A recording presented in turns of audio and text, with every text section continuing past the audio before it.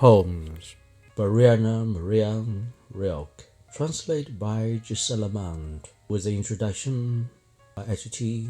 The poetry of RAINER RILKE. Plato. The supreme problem of every age is that of finding its consummate artistic expression. Before this problem, every other remains of secondary importance. History defines, directs its physical course. Science cooperates in the achievement of its material aims, but art alone, key to the age, is a spiritual physiognomy, its ultimate, lasting expression. The process art is on the one hand sensuous, the concept having for its basis the fineness of organization of the senses, and on the other hand, it's a severely scientific value, the creation being dependent upon the craftsmanship, the mastery of the tool, the technique. Art, like nature, great the only reservoir for all time past, all time to come, ever strive for elimination and selection. It is severe and aristocratic in the application of its laws, impervious to appeal to serve other than its own ends. Its purpose is symbolization life. Its sometimes there reigns the silence of one's accomplishment, the serene, final, imperturbable solitude which is the ultimate criterion of all great things created. To speak of poetry is to speak of the most subtle, the most delicate, the most accurate instrument by which to measure life. Poetry's reality's essence envisioned, made manifest by one endowed with a perception acutely sensitive to sound, form, and color, and gifted with the power to shape in rhythmic, rhymed verbal symbols reaction to life's phenomena. The poet mode that which appears evanescent and ephemeral, image and emote in everlasting values. In this act of creation, it serves eternity. Poetry, in special lyrical poetry, must be acknowledged as a supreme art, culminating as it does in the union of the other arts, the musical, the plastic, and the pictorial. The most eminent contemporary poets of European have, in accordance with his individual temperament, reflecting in their work the spiritual essence of our age, fears, failures, hopes, and high achievements, metalling with his mode of resignation and his retirement into a dusky twilight, where the shadowy figures move noiselessly like phantoms in the fate-laden dimness. Demel, the worshipper of will, with his passion for materiality and the beautiful things of physical and tangible, were herein the visionary of a new vitality, who sees in toilers, fields, factories, a heroic gesture of our time, and who might have written its great epic of industry but for the overwhelming lyrical mode of the soul. Until a few years ago, known only to a relatively small community on the continent, but commanding an ever-increasing attention which has borne his name far beyond the boundaries of his country. The personality of RAINER RILKE stands today beside the most illustrious poets of modern Europe. The background against which the figure of RAINER RILKE is silhouetted is so varied. The influences which have entered his life are so manifold. The study of his work, however slight, must needs take into consideration elements through which this poet has matured into a great master. Prague, the city in which Rilke was born in 1875, with its sinister palaces of crumbling towers that rose in the early Middle Ages and have reached out into our time like the threatening fingers of mighty hands which have wielded swords for generations, which are stained with the blood of many wounds of many races. The city where made grey old rooms, blonde maidens, and a play, the lost array in the green coal parks and the shady gardens with which the Bohemian capital abounds. This Prague for mingle the grotesqueness and beauty gives the young boy his first impressions. It appeared in the light of every artist when his whole being seemed lost in the contemplation of the surrounding world. The application to work is difficult, like the violent forcing of something that is awaiting its time. The time of his dream, as secret as the days of early spring, when the rain light and touch the fruits of the fields, when there is a tense, bleak silence over the whole of nature, in which is around the strength of storms, a glow of a summer sun.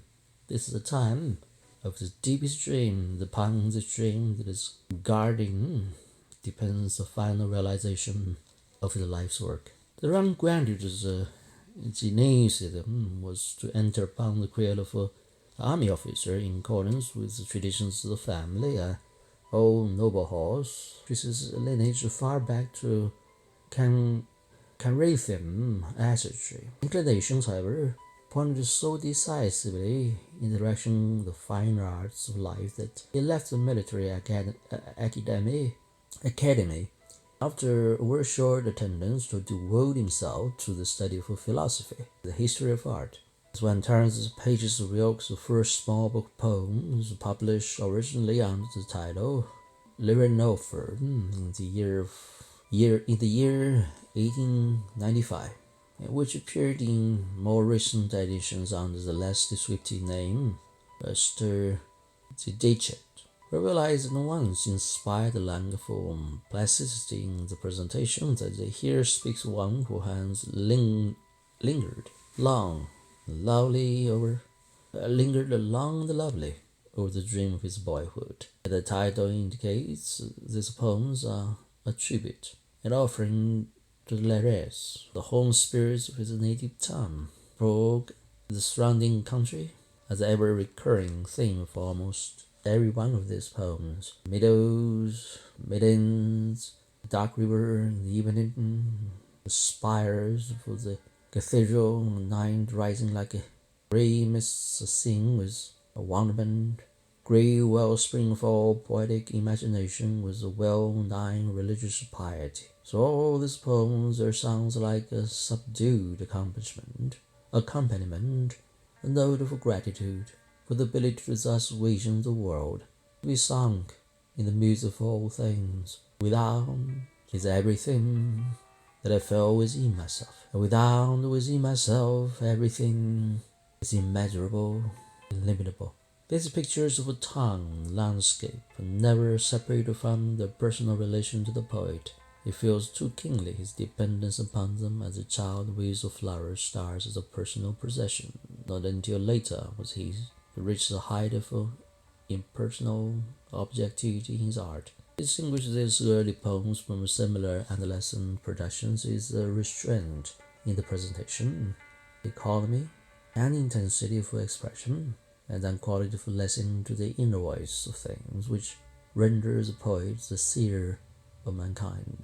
The second book of poems appeared 2 years later, and like the first volume, Crown is full of the music that is reminiscent of the mild melancholy of the Bohemian folk songs, in whose gentle rhymes Berg's strength is racing to be lulled to rest. The waves are far away, the motor's sea gently lapped the shore. The things of Ground were extended somewhat beyond the immediate environment of Prague, and some of the most beautiful poems are luminous pictures of villages hidden in the snowy blossomings of May and June, out of which rises here and there solitary soft voice of a boy or girl singing. In the first volume, the poet is satisfied with a painting in verse, full of an oilers beauty, surrounding world. From this period dates a small poem, Evening, which seems to have been sketched by a Japanese painter. So clear and colorful is its texture, so precious and precise are its outlines. With Adamant and Mazophia, both published within the following 3 years, a phase of questioning commences. A dim desire begins to stir to reach out into the larger world, deep into life, and beyond time. Whereas the early poems were characterized by a tendency to turn away from the turmoil life. In fact, the concrete world reality does not seem to exist. There is noticeable in these two lined volumes an advance towards life in the sense that the poet is beginning to approach and to vision some of its greatest symbols. Throughout the entire work of RILKE, in his poetry as well as in his interpretations, painting and sculptures, there are two elements that constitute the cornerstones in the structure of his art. If, as has been said with a degree of variety, Nietzsche was primarily a musician whose philosophy had for its basis and took its ultimate aspects from the musical quality of his artist's endowment. It may be maintained with an equal amount of truth that RILKE is a primarily painter and sculptor whose poetry rests upon the fundamentals of the pictorial and plastic arts. Up to the time of the publication of these volumes, RILKE's poems possessed a quietude, stillness, zested in the straight, unbroken, yet delicate lines of the picture which he portrays, and in the soft, almost unpulsating rhymes of his words. The approach of evening on nightfall, the coming of dawn, the change of the seasons, the slow change of light and darkness, and of darkness to light, in short, the most silent and greatest metamorphoses in the external aspects of nature forms the contents meaningful is the first poem. The animate object, the living creature in nature, are not seeing the sharp contours of their isolation. The wind interpreted in the atmospheres that surround them, in which they are enwrapped and so densely built that the outlines are only dimly visible. These atmospheres, mystic ray of northern twilight or the dark, velvety blue of southern summer nights. In Advent, the experience of the atmosphere becomes an experience in his inmost soul, and therefore all things become friendly to him only insofar as they partake of the atmosphere, and they are seen in the peculiar air and distance. His first phase in RILKE's work may be defined as the phase of a possible nature. To this sphere of relaxation and restfulness in which the objects are static and a change only as the surrounding atmosphere affects them, the second phase in the poet's development as another element which later was to grow into dimensions so powerful, so violently breaking beyond the limitations of simple expression, words that it could only find its satisfaction in the dithyrambic hymn, the work of the great plastic artists of our time, to the creations of Augustin Rodin. The second element is that which the French sculptor, in a different medium, has carried to perfection. It is the element of gesture, of dramatic movement. So might seem the appropriate place in which to speak of RILKE's monograph on the art of Rodin. Those would, however, be an undue anticipation, for it will be necessary to trace RILKE's development through several transitions before the value of his contact with the work of Rodin can be fully measured. The gesture as a movement begins and when to the celebration disturbs the stillness prevailing in the first volumes of poems. Even here is only gentle and shy in the first, stirring up a breath wind over quiet sea, and gentle beings makes first gesture children and young women and play, sing, dancing, all and prayer. Particularly in the circle sounds of the maidens and bookful celebration, the atmosphere is condensed and becomes psychic background of the landscape against which the gesture for longing or expectation is seen and felt. It is impatient to burst into blossoming. The line for love which posits in these sounds the maidens with the terseness of suspense, urges maidens to marry. Now the mild melody of maidenly prayer, the vibrate with ecstasy of expectant life, and the Madonna is more than the heavenly virgin. The line transforms her into the symbol of earthly love and motherhood. This expectation, in spite of its intensity, is subdued and is only heard by its cadence, a far-off dream. How shall I go on tiptoe from childhood to Annihilation, through the dim twilight into that garden. Mention should be made for some prose writing which Rilke published in the year 1898 and shortly afterward. Two stories for Prague, The Touch of Life, and The Last. 3 volumes of short stories, a 2-act drama, The Daily Life points to a strong interlinked inference, and finally stories gone with a both beautiful detail and full dramatic interest. Short stories show an incoherence of treatment, a lack of dramatic coordination easily considerable in a poet who is essentially lyrical, who at that time had not mastered the means of a technique to give to his characters the clear sizzling of the epic form. A sojourn in Russia, and especially the acquaintance with novels of Dostoevsky, became important factors in Rilke's development to serve to deepen creations which without this influence might have terminated in grandiose aesthesia. Broadly speaking, Russian art and literature may be described as spring from ethical impulse, as for their motive, power, reason, the tendency towards social political reform, in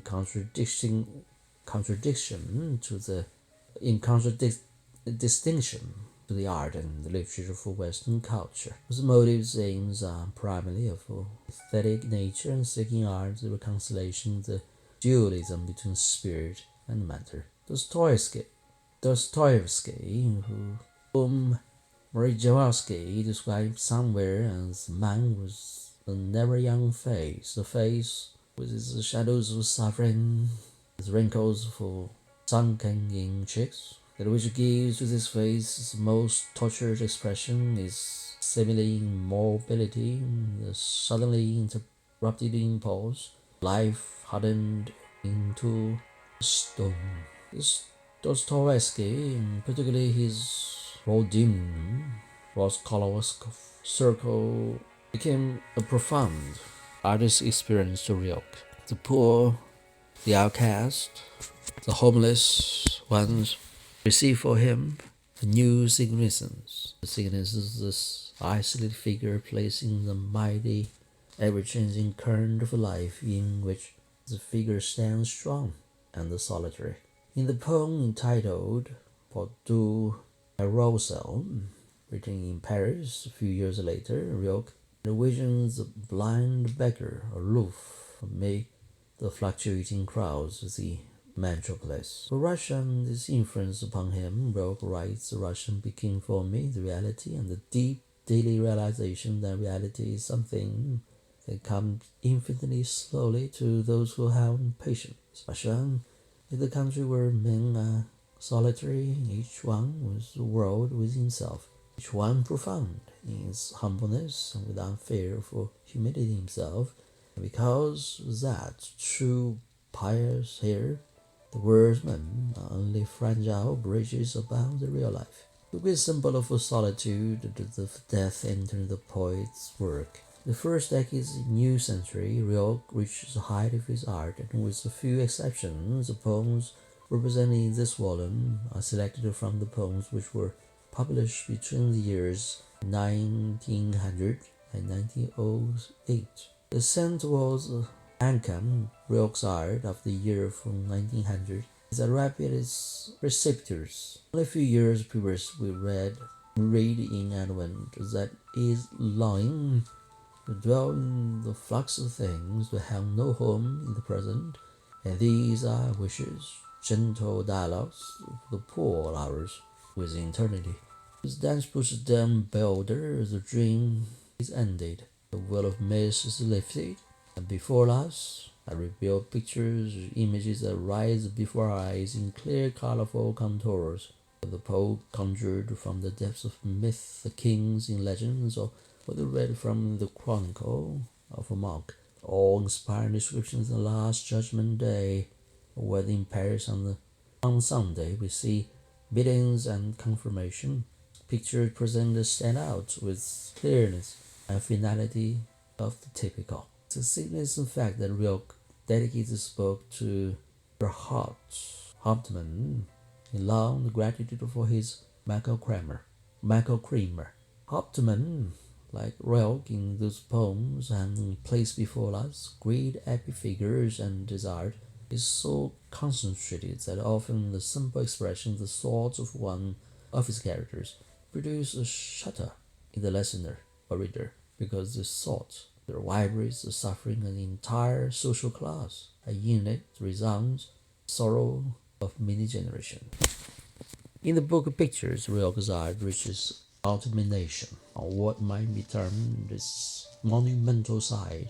Visualization added to the impersonable object level, which gives to the rhyme of those poems an imperturbable calm. To the figures present a monumental erectness. Man of the horse for Klovna, Tsars, Charles VII riding through the Ukraine, approached each with his individual historical gesture with luminosity and strong hands of color and the movements which they gave to their time. In the mystical poem Kings in Legends, this concrete element in the art RILKE has found to embrace its supreme expression. Kings, all legends seem like mountains rising under even light, flying all with their gleam, the lawns encircled are by girdles bright, robes edged with bands of precious stones, the rarest earth afford, with richly jeweled hands that hold the slender, shining, naked swords. There are in the book of pictures poems in which this world to constitute a mode into essence and the finality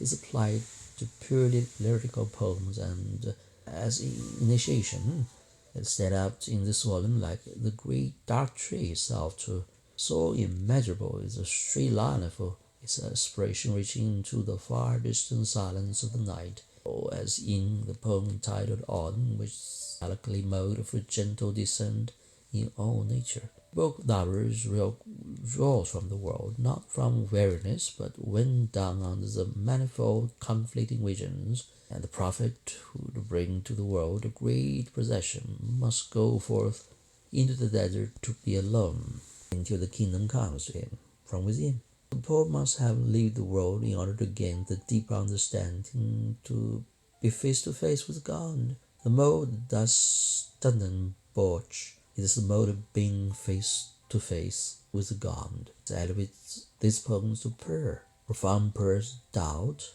and despair, exalted to prayers of reconciliation and triumph. The Book of Hours contains 3 parts written in different periods in the post, like the Book of a Monk's Life, 1899, the Book of Pilgrimage, 1901, and the Book of Poverty and Death, 1903. Although the entire volume was not published until several years later, the Book Hours glows with a mystic fervor to know God, to be near Him. In this desire to approach the Nameless One, the young brother in the Book of a Monk's Life builds up with God's parables, images, and legends, reminiscent those of the 17th century, endless silicious, but sustained by a more pregnant language because exalted by a more ardent visionary force. The motive of the monk's life expressed in the poem began with the lines, I lived my life in circles and grew wide and endless unroll.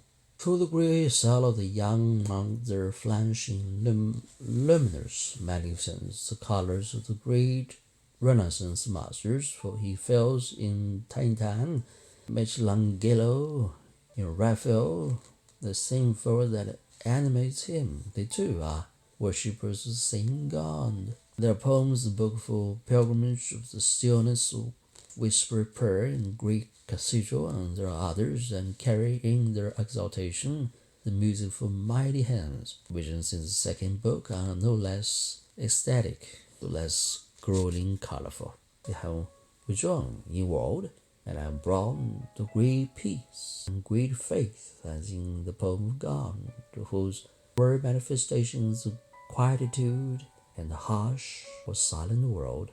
By day thou art the legend and the dream that like a whisper floats about all men. The deep brooding stillness which the same after hour has struck to close again, and when the day was drowsy gesture bends the sings to sleep beneath the evening skies.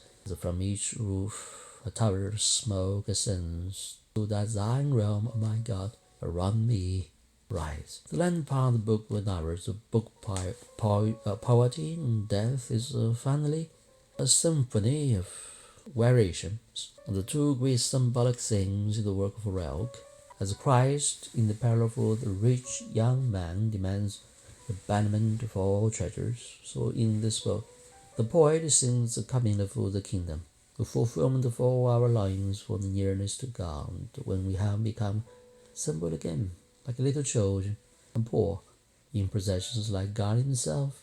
In this phase, RILKE's development to the principle of renunciation constitutes a certain negative elements in the philosophy. The poet later proceeded to posit acquiescence towards man's possessions and list those acquired or created in the domain of art. In our approach to the mystic, we touch reality most deeply, because this, that all art and all philosophy cultivate in their final forms, in the crystallization of those values of life that remain forever inexorable to pure reason. They become religious in the simple and profound sense of that word. Before the internal facts of life, doubts or strife reconciling to faith, will or pride changing to humility. Realization of the truth expressed in the medium of poetry is a significant RILKE's book of hours. Distinguished Scandinavian writer has pronounced thus that it involves one of the supreme literature achievements of our time. It is deepest and most beautiful book of prayer. In the subsequent poetic work, RILKE did not again reach the sustained high quality of this book, the mode idea of which incorporated into a prose work of exquisite lyrical beauty. Sketch, Melting, Reeds, Break. New Poems, 1907, and New Poems, second part, 1908. The historical figure frequently taken from the Old Testament, have grown beyond the proportions of life. It is weightier with the fate and invariably becomes the means of expressing symbolically abstract thought on the great human destiny. Abshang presents contrast with the dawning, the fading life. There is seen before Saul, shows impatience, awakening ambition, and Joshua, the man who forces even God to do his will. The antique Hellenic world rises with shining splendor in the poems Irena to Sappho, Lament for Antinous, early Apollo, and the archaic Tarsal of Apollo. The spirit of the Middle Ages was its religious fervor and superstitious fanaticism is symbolized in several poems, the most important among which are the Cathedral, God in the Middle Ages, and Saint Sebastian personifying martyrdom, and the Rose Window was glowing magic as compared to the hypnotic power of the tiger's eye. Modern Paris often the background of the new poems, and Grant's belief light a shadow upon the waxing mass of life disillusioned in the morgue. It's called with the same intense realistic vision as of flamingos and parrots spreading their varicolored soft plumage in the warmth of the sun in the avenue of the Jardin des Plantes. All the poems in these two volumes are short, precise. Images are portrayed with a sensitive intensity for impressionistic technique. The majestic quietude of a long line of the book of pictures is broken.